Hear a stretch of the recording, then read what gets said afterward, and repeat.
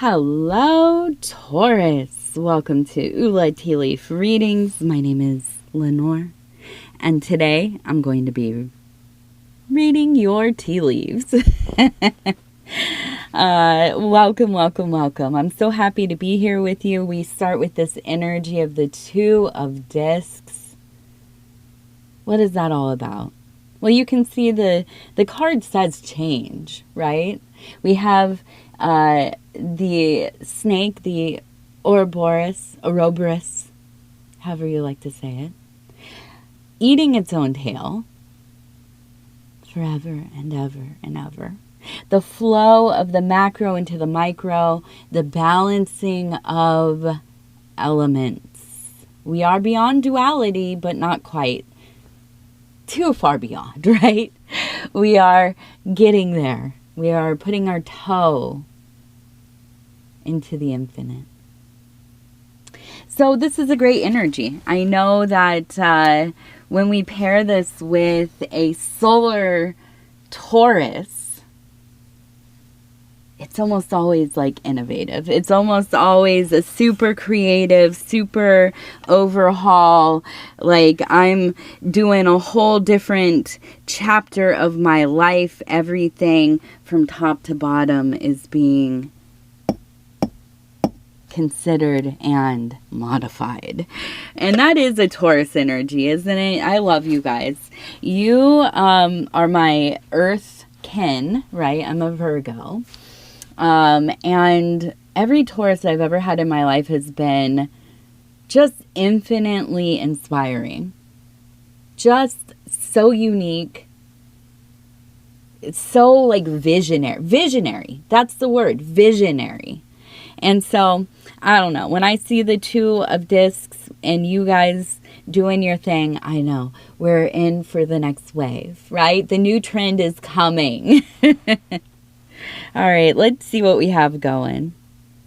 So again, I want to say thank you for being here with me. It is always such a great honor. Things have been weird here. We've been sick.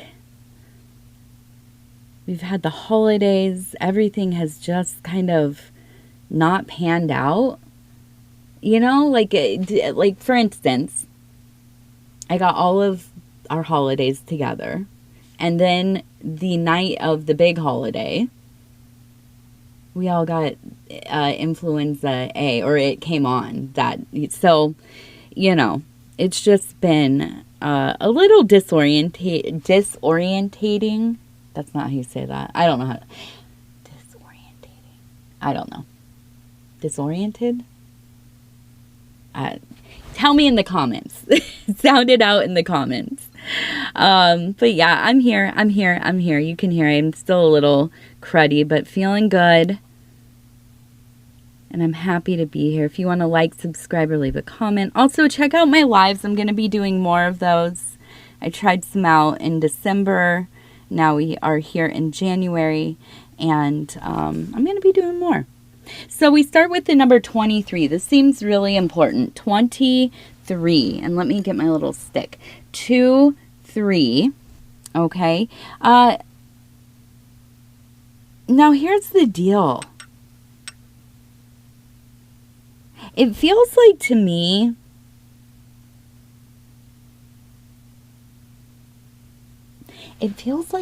and this is like, I'm going to get a little petty here. I try not to get gossipy petty in my readings too much. Although, like, I am a gossipy person. Not so much petty, but I am kind of gossipy. Not gossipy. I'm gossipy in my own head, if that makes sense. I like to just kind of watch what's going on and have a little interior dialogue going on with myself about it. But it feels like you had somebody in your early life, okay? We have a person here sitting on a fish. We have another person over here, and I'm going to say they're on a fish as well, okay? Up here, we have the face of a person, okay? Eyes, the mouth, nose area over here. You know, the hair up there. I almost feel this like sorrowful, and then we also have the crab or the lobster, the crawdad, melancholy, sheltered, going into self to protect self. So I have this energy of maybe growing up adjacent to wealth, or, maybe what you perceived as wealth when you were young, even just like middle class, right? Like, oh, you come from a house that always has toilet paper? Oh my gosh, that's fancy, And we might laugh about that, but I mean, listen, I come from a place where that would be fancy to me when I was a kid too. So I almost feel this like it's a kindredness in a way, this kind of feeling of looking over the fence and seeing that the grass is way greener over there, right? And feeling like, yeah, maybe you had these people in your life who they were not about humbling self, right? They seem to have a lot of resources. And it feels like there was almost kind of a frenemy kind of situation where it's like, this is your friend or your family member or whatever, somebody that you've known for an extended period of time and kept in your life. So I assume it must be like family, right? Especially when you're young, right? When you're young, it's like, yeah, you make friends and maybe sometimes you don't really like each other that much, but you're not going to keep somebody who's like totally the worst in your life if they're not kind of either, I don't know, maybe like geographically, like it's like the kid next door, so you just play with them, or like a family member, a cousin, a sibling that lives in a different household, something like this. So I feel like you started out acutely aware of other people in your life having things that you just did not have. Now, if that's money, if that's like toys, if that's, it could be that they learned easier than you did. They walked into situations and were handed things, were given things, were, made room for. And I feel like you perceived yourself as not having this. And probably you didn't. But here's the deal. I think that this has become, or it did become, a driving force for you. Now, I don't think that you're competitive necessarily, I'm talking to a Taurus, so I don't know. I might be wrong here. But I don't think it's like you're so much competitive, you're like freaking out, flipping tables if you don't win. But I think that it's almost kind of like, and here's the thing of the Taurus. This is when I always can tell a Taurus, is that you're competitive with yourself to keep yourself in your own kind of atmosphere. Like, you are a one-of-a-kind person. You are out there making waves. You are the one that shows up at work with the new kind of jacket, and then 2 weeks later, everybody else has the same stuff. And you're already like, okay, on to something else. And it seems to me that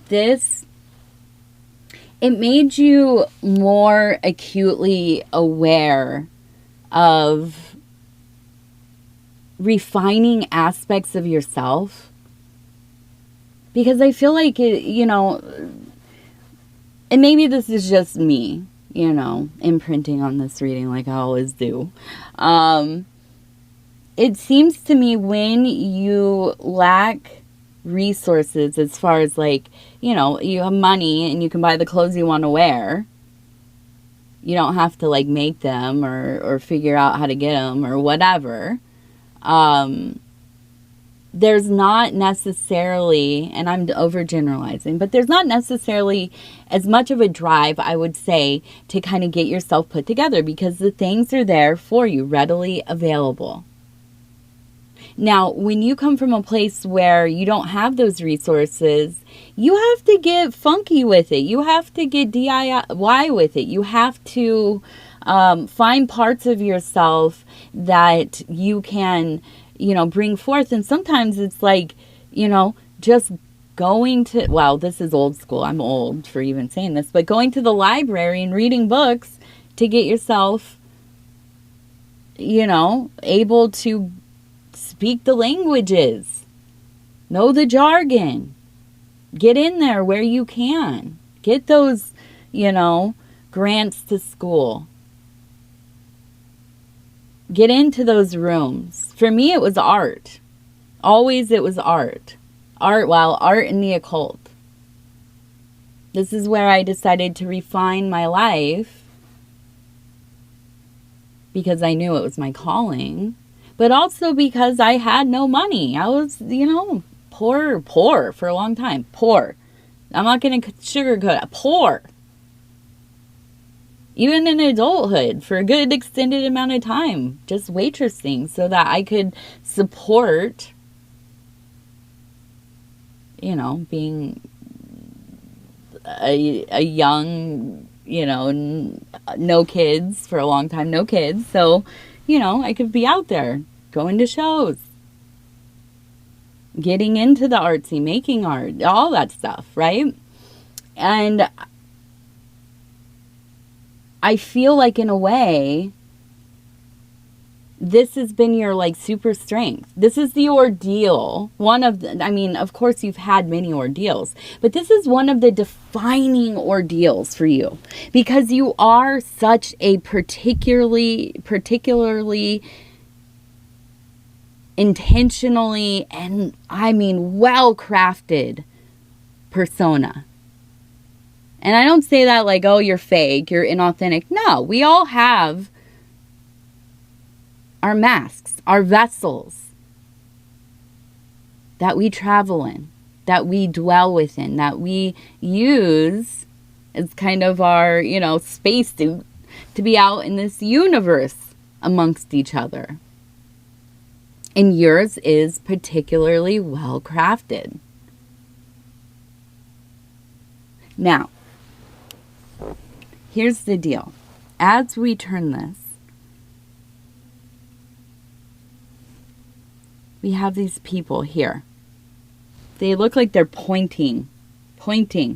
And we have this person over here who now, as soon as I saw it, reminded me of being in the pose of the magician. Arms out, casting, evoking and invoking, right?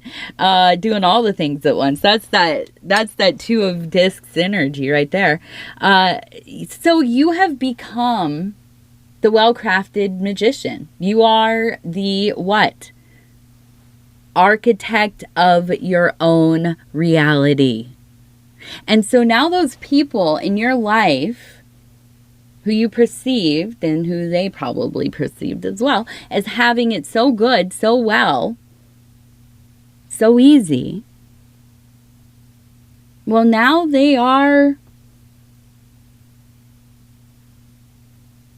and this is where that gossipy part of me comes in. They're empty and vapid. This is like surface level people. These are people who didn't have to do the work. I mean, they did. We all have to do the work, but they have not. They've not begun yet. Now, God willing, they awaken to that work, to that path. Of course, we want everyone to do the work so that we can all stop doing the work at some point, right? So we can all transcend this thing. But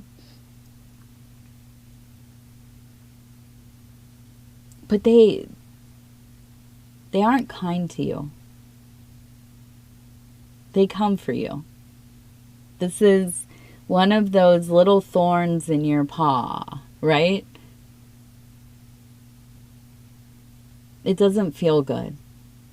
You try not to let it bother you. You say it doesn't. And for the most part, you probably don't even remember that they exist most of the time. You're busy. You have stuff going on. But goodness, doesn't it make you just wildly like WTF when people that you grew up with, people from your foundation, people who you have supported and cheered on and hoped the best for, when they cannot get past themselves enough to just, say, dang, that's great for you, wonderful, whatever, to be happy for one another.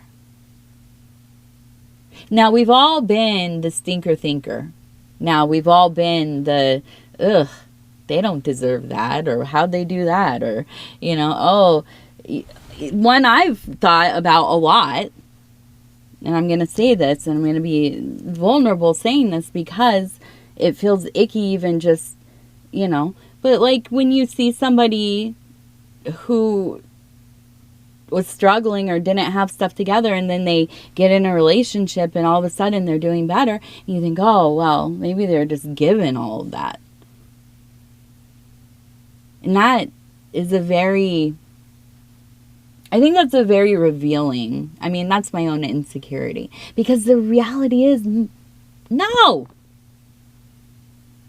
Nobody's just really given anything, even if we perceive that. Especially when we look at people and we think, oh, they just, they lucked out. They got a good one. The work has been done. The work has been done if we perceive it or not, right? Now, there are people, and we're talking about your cousins or whoever they are here. There are people who are just like handed stuff and they just never get into that, like, what is the daemon, the higher self. They don't meet the guardian angel. I don't know why. There are just people who don't do the work. I don't know why. Maybe they are doing work that we don't understand. Maybe their function is different. I don't know. But I feel like for you, it still hurts. And I think that for, deep down, the feeling of just being supported by people because they love you would be wonderful. But it's been so conditional for you throughout your whole life. And I feel like here in this period of time, as we are in this 2026 year of, well, to me, this is the year of cutting away all of what does not need to be there. Brutally, brutally, brutally. This year, we're going to hurt.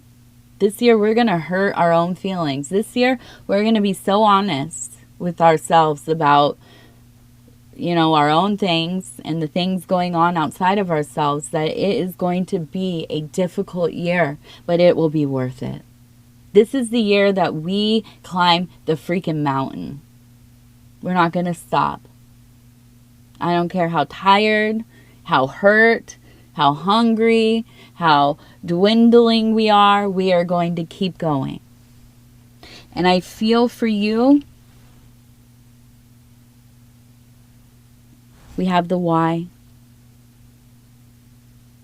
I feel for you, it's a yes. It's a yes to you, to yourself. To letting go of that old stuff, because you don't need to carry it. You don't need to carry these people. If they choose to continue to sully the well, well, it's time to move on, right? We're going to go find a nice spring. We're going to find something else than this, right? And it's not even, the thing is, I don't even feel like this is, I don't even feel like it's that big of a deal as far as like your daily life. I don't think you talk to these people. I don't think you really think about them that much. Now listen, we're all on social medias, or some of us are, some of us aren't. I don't know. I go back and forth. I'll take like 2 years off and then I'll be on for 6 months, and I go back and forth. But we all understand the concept, right? And I think a lot of us are having these relationships, even with our family, becoming more and more parasocial, where we feel like we've talked to them, we feel like we're like up on their life and like we're really close and all this. And you haven't really spoken to them directly for like 3 years. You've been watching their like shorts or whatever they're called, and reels? I don't know. Shorts only. YouTube shorts only. But you're watching their stuff, right? And you're watching their feed, all the pictures and quotes and whatever, right? And you feel connected to them, but you don't even talk to them. Dude, we do this with so many people. Don't we do this with so many people? And it feels like, my goodness, it's a heartache. They're talking poorly of me. They don't like me. They are, always like putting down everything I do, or it's backhanded, or it's, oh, you're so lucky. You have this, or your, husband did that, or, whatever. And it's like,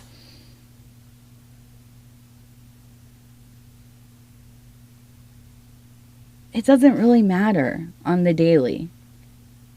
But it's this thing in there. It's like one more little piece of trash, just discarded into the ecosystem. And this year we're cleaning it all up, dude. It's out of here. Like, all that stuff, all of those kinds of people, all those kinds of situations, the things that make us, not question ourselves. Like, we need that. We need to be able to question ourselves. But to just like pour down on ourselves with shame, guilt, feeling, like you have to be devoted to something that's killing you, basically, your soul, basically. No, we're not doing that anymore.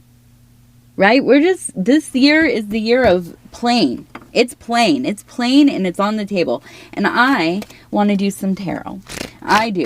I want to see. Give us a little bit of, I want to see, what is this next, like, week? We know that we're doing deep work in this, like, letting go of people who just don't belong, okay? But I want to see more practically. Yes, my favorite card. 100% my favorite card.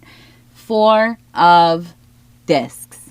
Okay, this is the home. This is where we fortify ourselves. This is our nest, right? We are in this energy deeply because, right, we're in deep winter. We're in high summer in the southern hemisphere.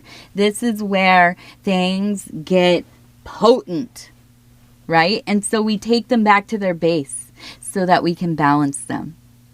We don't want things running, astray and causing chaos more than, we can handle.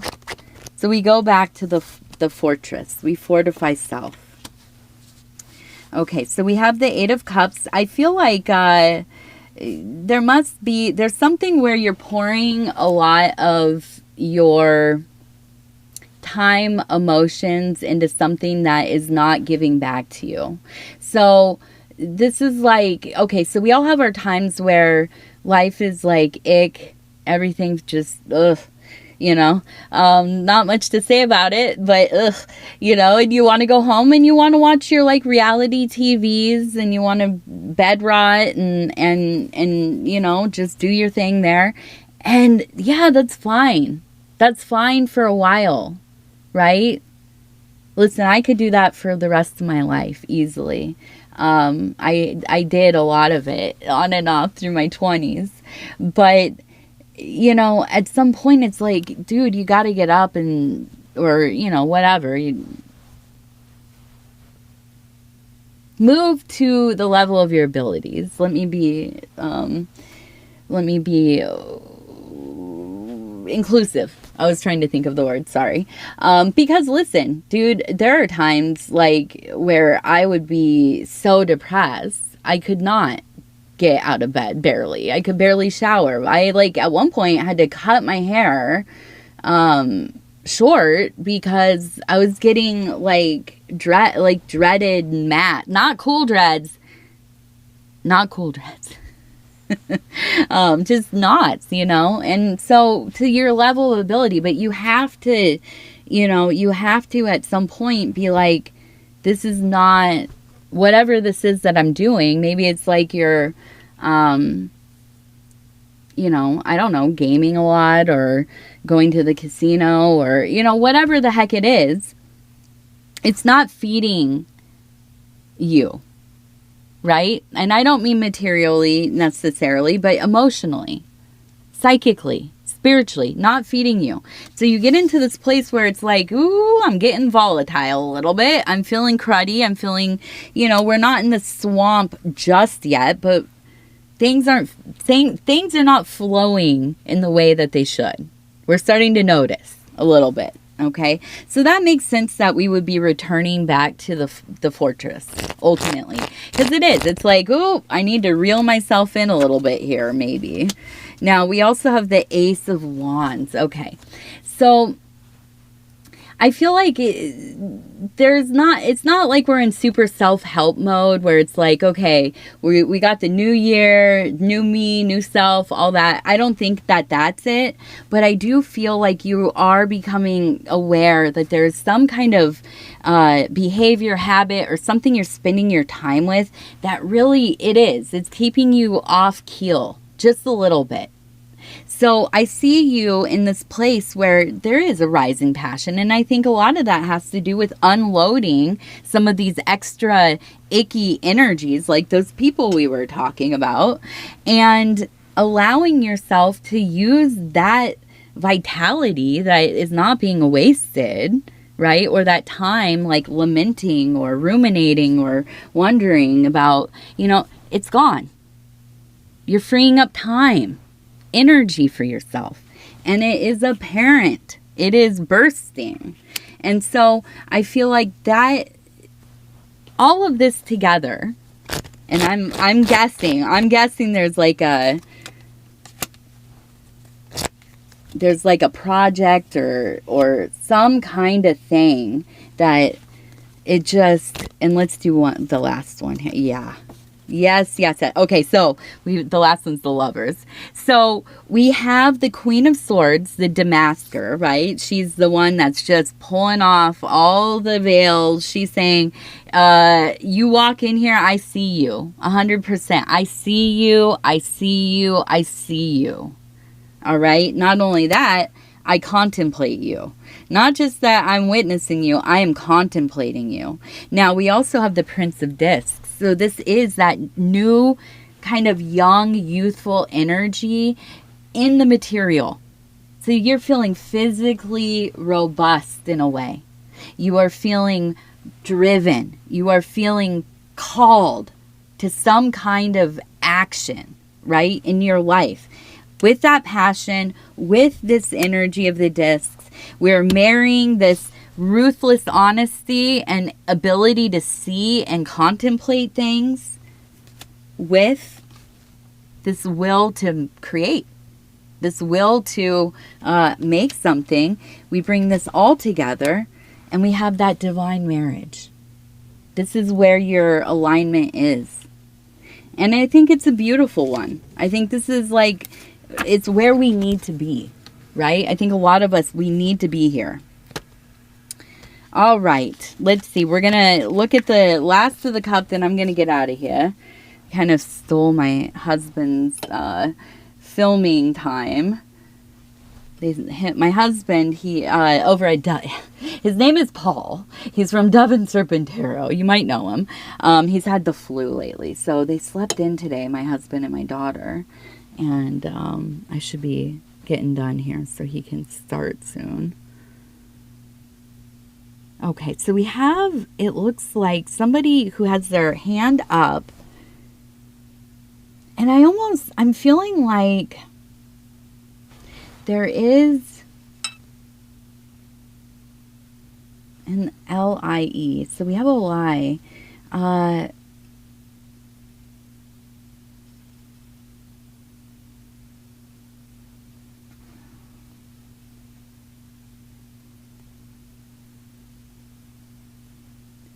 It feels like this is not exactly directly about you. Now we have the number 171.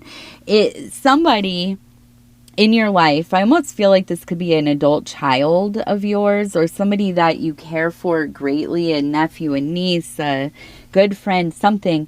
They are coming into the understanding that they have spent a lot of time with somebody or something, and it's a lie. It's a lie.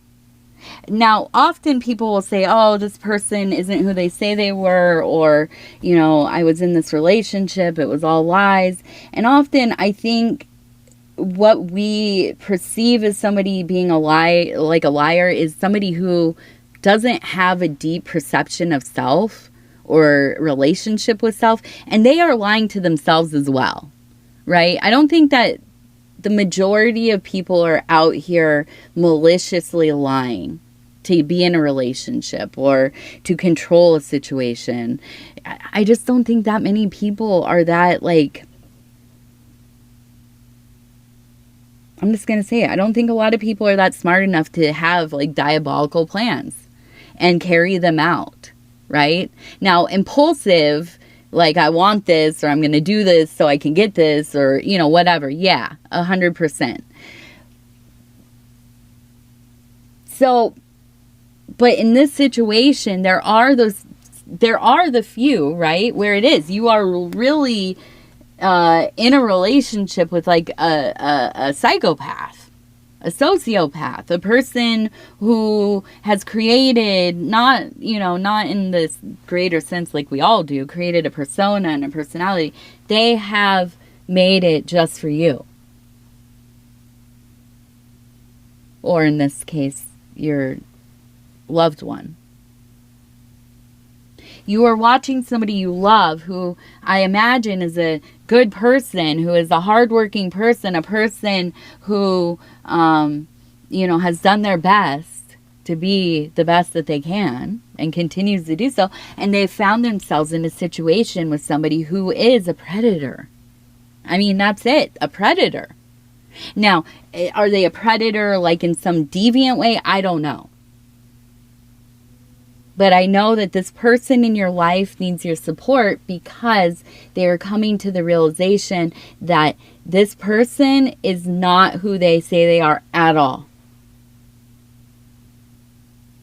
So, this is something to be careful with. This is something to be very mindful of. How you move, what you say, what you do. And I will say,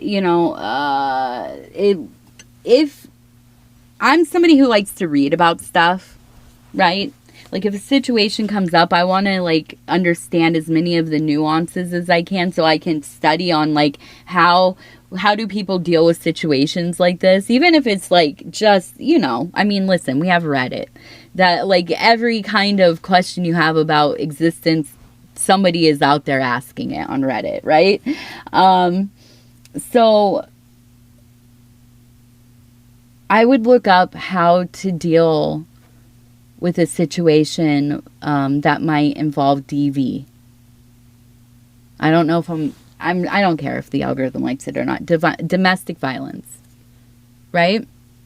We have to be careful how we become involved in situations, right, with people, especially if it's somebody who is coming to a realization that somebody they're with is not who they say they are. Because that person has crafted that personality carefully, probably for a long time. And when their cover is blown and they know it's blown, volatile. So read up on how you can help and what might be helpful. Now, of course, you know, reality isn't what it, you can read the books, you can read all the, like, you know, the steps, the how-tos, but just be careful. That's all I'm saying. I'm not saying anything bad's going to happen, but I am overly cautious, and I am a mother, and I am a woman, and I'm your friend, and I love you, and I want everybody to be safe. So sometimes we do. We have to think about all the things. All right, we'll do our numbers, and then I'm gone. I gotta go. Number 49. 49. 39. 45. All right. Well, I love you. Thank you for being here. If you want to like, subscribe, or leave a comment, definitely do that. Check out one of my lives. I love you. I love you. I love you. We'll talk soon. Goodbye.